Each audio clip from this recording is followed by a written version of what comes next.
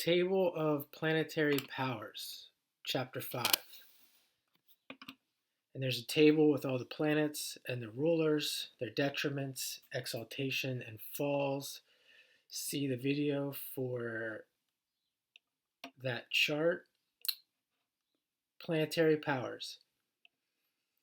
One of the most important tables to memorize in studying astrology is what is called planetary dignities.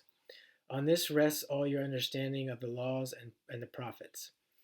In some signs, the power of energy we call a planet is able to project itself without any hindrance, for it is functioning in a field harmonious to its own nature.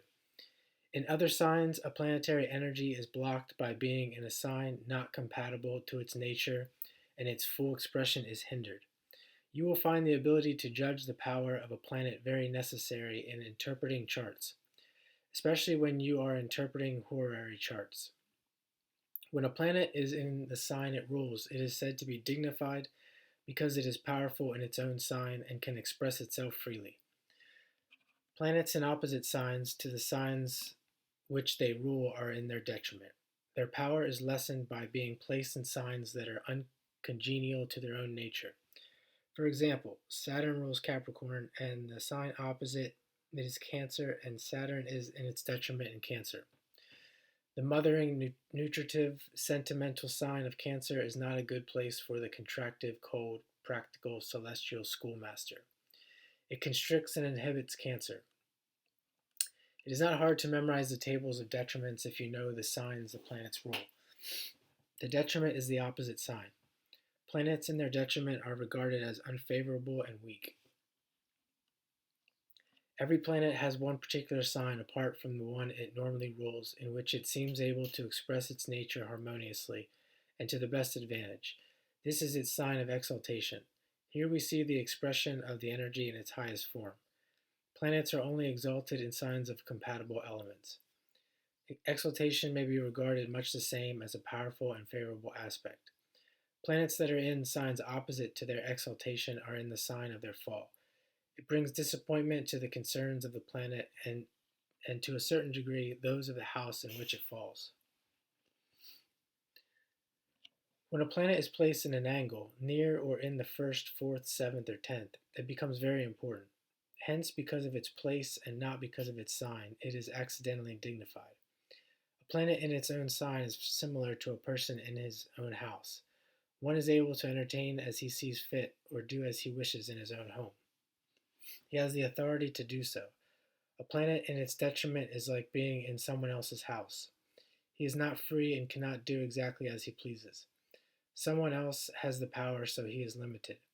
A planet in its exaltation is similar to a person who is not only able to entertain in his own home, but has plenty of substance, so he has no limitations whatsoever.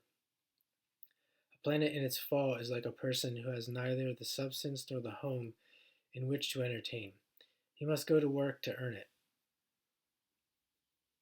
In the area where that planet is placed by sign, he has failed to use, or perhaps has abused the energy tied up in that sign. Sun. Let's consider the sun, the symbol of spirit, the life force of the universe. It's the greatest dynamo of all. It rules Leo, sign that rules the spine and the heart in the physical body. Will, parentheses spine, and love, parentheses heart, are the motivating powers of desire and the will to be. Without the driving power of desire, there would be no motivation of will. In August, sign of Leo, the sun is all powerful as far as self-consciousness is concerned.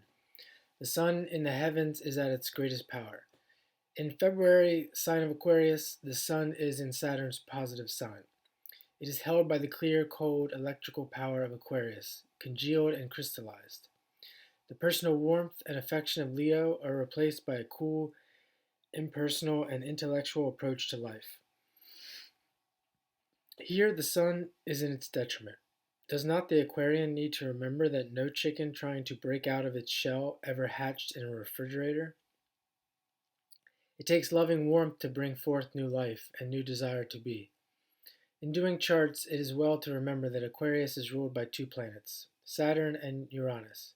Freedom, parentheses Uranus, without discipline, parentheses Saturn, is license, not liberty. The sun is exalted in Aries. Aries initiates activity. It is the impulse to be, the divine spark in each of us coming into matter. Wherever Aries is placed in the chart is where we begin to operate, where we plunge into activity, and this energy has all the power of the solar ego behind it. In nature lies the secret of life. The sun force that pulls the sap up in the trees and the plants in the spring is the force that starts new energy flowing. There are two pulls operating all through nature.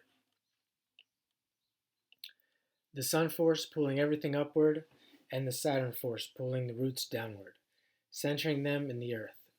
The Aries person rushes into activity propelled by the will and the desire to achieve a sense of livingness. No Aries is ever still for long. Unless they are active, they are not happy. In Libra, the desire towards self-motivation has to take a back seat. The ego has to step aside for the sake of the other person. In a field where Saturn has full sway, Saturn is exalted in Libra, the sun, will, has no power of its own. The sun falls in this sign for neither the soul nor the personality dominates. They cancel each other out. The individual stands at the midpoint between them. This is the reason Librans find it so hard to come to a decision. They want to be liked by all, so they sit on the fence and try to take two sides at once. This can lead to difficulties. Moon, symbol of the feelings and the subconscious. It rules Cancer, the mothering, nurturing sign that has so much to do with the ebb and flow of the tides, whether physical, emotional, or mental ups and downs. In Capricorn, the moon is in its detriment. Here, the personality has congealed and crystallized and needs to break up the selfishness of a negative Saturn. The moon rules the personality. Note the difference between the person with the moon in Taurus, where the moon, where the moon is exalted, and the person with the moon in Capricorn. They can be equally worthwhile, but the person with the moon in Capricorn has a harder time selling himself to the public. He has subconscious fears and an undercover pride and ego that is felt by others, even though not a word is said. With the moon in Taurus, the personality operates in a Venus way, drawing to itself through the attracting power of love. The moon is in its poorest place in Scorpio because it is in its fault. Here, the aggressive, combative power of Mars dims the feminine quality of the moon. However, there is a feminine magnetism based on the pull of the sexes. Here, the personality must take a back seat, which it does not want to do, and let the sunlight of the self shine through. Consciousness, messenger between heaven and earth. Why is Mercury in its detriment in Sagittarius? There is a mystery hidden here, and it is one of the secrets hidden in initiation. Mercury rules the dual sign, Gemini. But in the sign of the universal mind, there is no duality. All is truly one. When the link is made between the universal self and the personality, then truly I and my Father are one, and the mind as we know it no longer operates. This is a clue to the reason why Mercury is in its fall in Pisces. The critical, analyzing Mercury must be dissolved in the love and compassion of Pisces. When this is so, man needs no mediator, but deals directly with his emanating source. For the unevolved soul, Mercury in Pisces sensitizes him, first to his own suffering, and then to the suffering of others. Doubt and depression are his greatest enemies.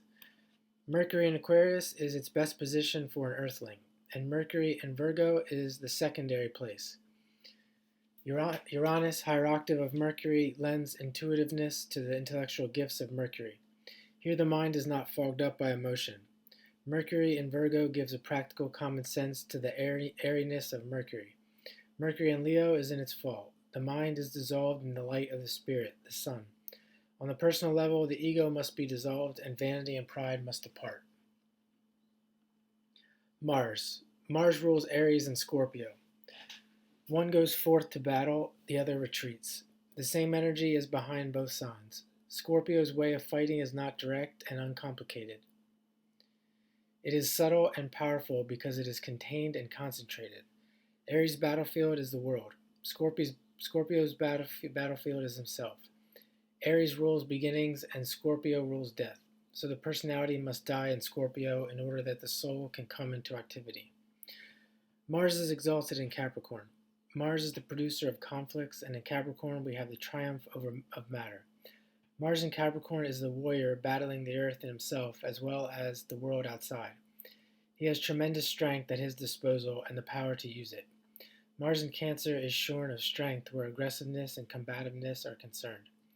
They are anemic psychologically, as well as physically. They would rather run than fight and need to learn to face life with courage. Running away from conflict does not erase it. It is the postponement of an issue that must be faced later. Mars is the polar opposite of Venus. Venus draws through the attracting power of love. Mars goes out to wrest it from circumstances. Venus is not happy in Mars's territory, as Mars is unhappy in the territory ruled by Venus. Mars in Libra and Taurus are not very happily placed. Mars in Taurus is in a feminine sign. Its difficulties have to do with overpossessiveness and jealousy. Mars in Libra is very difficult in a feminine chart, for a masculine aggressiveness is apparent. The power of Mars is lessened in Libra, for Libra is the halfway house between the sheep, Aries, and the goats, Capricorn. This deals with the positive and negative qualities, both those who follow blindly, either by tradition or instinct, and those who climb freely where they choose, and are self-directed. This direction may follow selfish desire or spiritual aspiration, but they will use their minds to decide which it will be.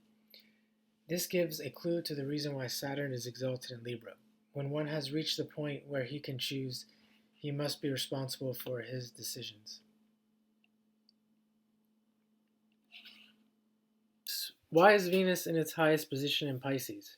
Because only through compassion does one sacrifice cheerfully and joyfully and not count the cost.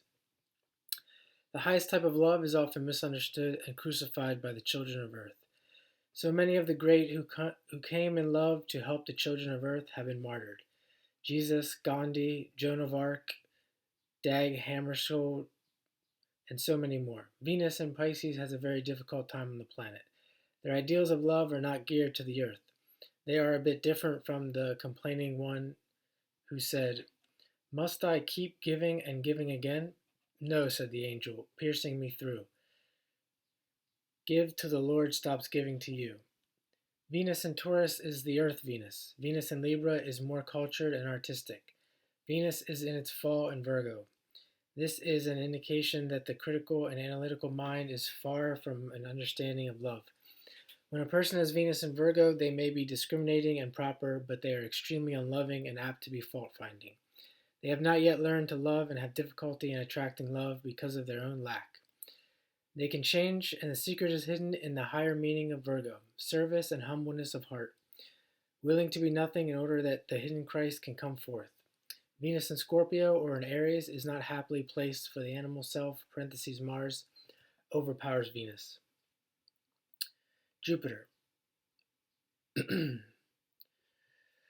rules Sagittarius and is co-regent in Pisces, the energy that deals with the superconscious or universal self. In the sympathetic, mothering sign of Cancer, it is in a powerful position. It is exalted, it expands the feelings, and expansive, optimistic feelings are the secret of living fully. In Gemini, where it is in its detriment, the higher mind is brought down to the level of the scattered and dualistic Gemini. There is waste, for it dribbles away in non-essentials. Jupiter in Capricorn is held back by the materialism and cautiousness of Capricorn. In this sign, Jupiter reaches its lowest and densest material aspect. Selfishness and materialism must be overcome. Saturn, Lord of the world and us all, keeper of the records, Lord of karma, dweller on the threshold, but also the angel of the presence. Here's a mystery, and when one pierces through the veil, Saturn proves to be the angel of light that reveals the meaning of it all. He plays the dual role. The greatest mystery sign of the zodiac is Capricorn. If the symbol of Capricorn is made correctly, you will see that it is made up of Aries and Leo, the head and the heart. Do you remember what is said in the scriptures? The lion shall lie down with the lamb. When the head and the heart are united, Saturn's work is done. The lion is tamed, and the ram is the Lamb of God. The goat becomes the unicorn, whose horn in the middle of the forehead depicts the third eye. And the going up to town of the old nursery rhyme, the lion and the lion and the unicorn were going up to town, contains the secret of the going up of the human being to the door of initiation, the defeat of the king of beasts (personality), and the emergence of the initiate dedicated to selflessness and world service are shown. Saturn in Libra is exalted. Libra is the sign of union, of marriage, of cooperation and learning to compromise. What calls for more discipline (Saturn) than this? This is great strength and great power at the disposal of anyone with Saturn in Libra. They are not young souls and have been long on the path of evolution. The life may be one of struggle, but it will be a life of power if rightly used.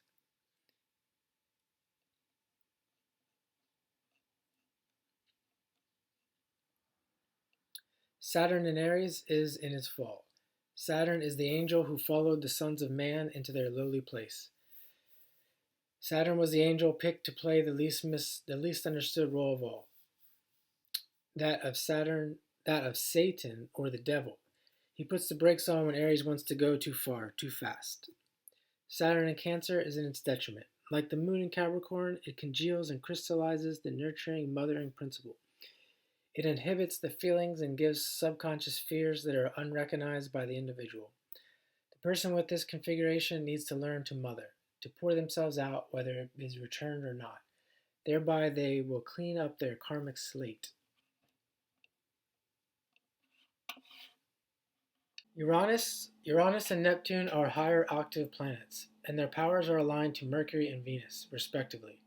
Mercury is intellect and Uranus is intuition. Uranus works with the rapidity of lightning, and intuitive processes work as quickly. The intellect has been compared to a farmer, plodding along at 10 miles per hour, and the intuition to a high-powered car passing the farmer at 60 miles per hour. The intellectual finds it difficult to understand the intuitive person. He finds him frustrating. The intuitive has reached his goal, but do not ask him how he reached it because he does not know. The logic and reason of the intellectual individual concerns him not at all. He knows and knows that he knows.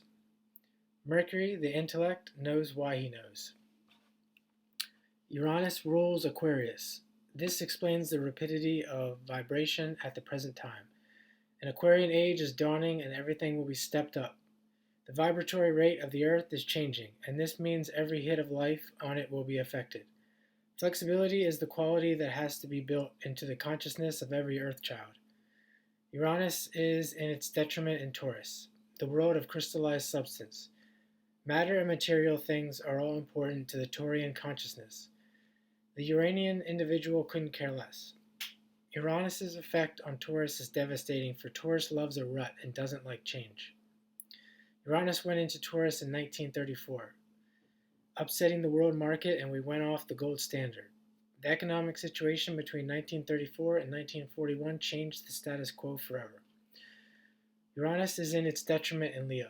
This may be so on the outer levels, but this rule does not apply on the inner levels. On the personality, the sun represents desire and the will. Too often, self-will. When the little will and the desire for significance have been turned over to the higher will, then Uranus and Leo can align the two selves, the little self and the high self, and illumination is the result. It can be a very potent position for attunement. Uranus is exalted in Scorpio, for there is great affinity between Mars and Uranus. Both are explosive, rapid, impulsive, and work with great speed. Uranus is the healing power of spirit. Mars is the celestial surgeon who cuts away all that hinders the flow of a spiritual power. Neptune. Neptune is the higher octave of Venus. Venus is exalted in Pisces. Neptune is exalted in Cancer. Where Venus is personal love and affection, Neptune is divine love, sacrifice, and compassion. Venus says, I will love you if you will love me. Neptune says, I will love you, for it is the nature of love to love. Neptune is the universal solvent that melts all barriers with its persuasiveness. It is a feminine vibration of great exquisiteness. Neptune rules Pisces, the sign of understanding. and the last sign of the zodiac. Divine love is the final attainment where sacrifice is joy and suffering is lost. There is no personal self left to suffer. Neptune is unhappy in the critical, analytical, detailed Virgo. Here it is in the sign of its detriment. Virgo discriminates, weighs everything to see if it is worthwhile in an earthly sense.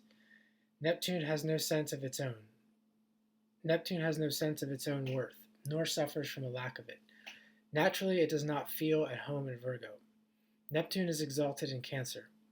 The emotional, nurturing, maternal side of Cancer makes Neptune feel at home in that sign. Cancer, on the higher side, is the cosmic mother. She who has been denied and rejected in our solar system. Yes, there is much talk of the father and the son. How could there be a father and the son without a mother?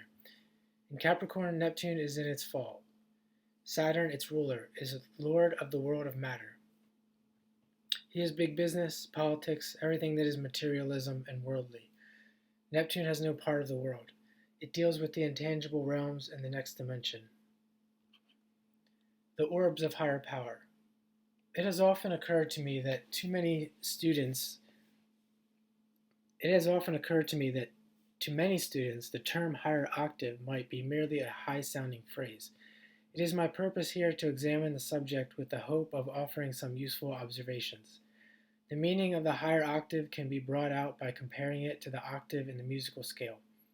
The octave note or eighth note of the scale is exactly like the first note, but with twice the vibrations.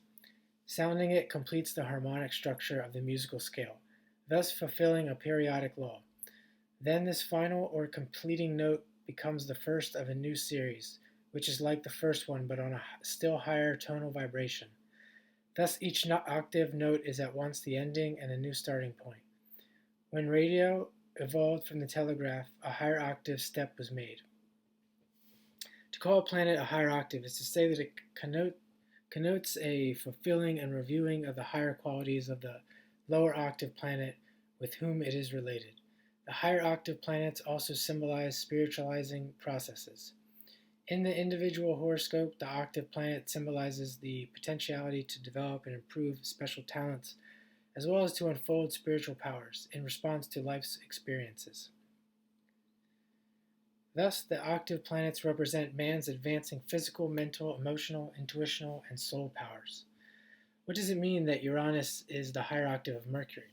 Mercury symbolizes the consciousness, the reasoning, analyzing, discriminating, knowledge-seeking mind, the expressing of abilities whether of mind or hand. Uranus is the intellect released from prejudice, precedent, and tradition. Uranus awakens the mind to new knowledge or the seeking of it, which is beyond the range already achieved by Mercury. Uranus stands for occult knowledge because it represents that which is hidden from common knowledge. It is the force which beckons to the discovery of the undiscovered. Thus, we associate Uranus with science and invention, psychology, metaphysics, and with all forms of communication which transcend physical mediums, such as telephone, telegraph, radio, as well as such higher sensory perceptions of the mind as telepathy, clairvoyance, or psychometry. Uranus is the persistent seeker of truth and wisdom, accepting nothing as final, always driven by the urge for richer experiences of life and for newer means of self-expression.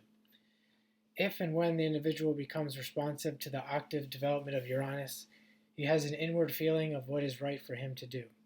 His intuitions make his decisions for him, and he is not afraid to trust them. The particular arts and sciences which may be described by Uranus are those of architecture, designing, engineering, scientific, or metaphysical writing. Neptune, as the higher octave of Venus, carries the objectified love nature, as well as the love of beauty, harmony, and order which Venus represents, into higher realms. The passionate love of Venus, capable of its jealousy as well as tenderness, its possessiveness and absorption in another, becomes in Neptune a sacrificing, compassionate, selfless love. It is not that one should lose the capacity for human affections, loving individuals in family and marital relationships and in friendships, but that love nature finds its truest expression when it expands beyond the purely biological and possessive into the idealistic love which is giving and sacrificial. Only that nature which is capable of loving humanity as a whole is capable of loving individuals wisely.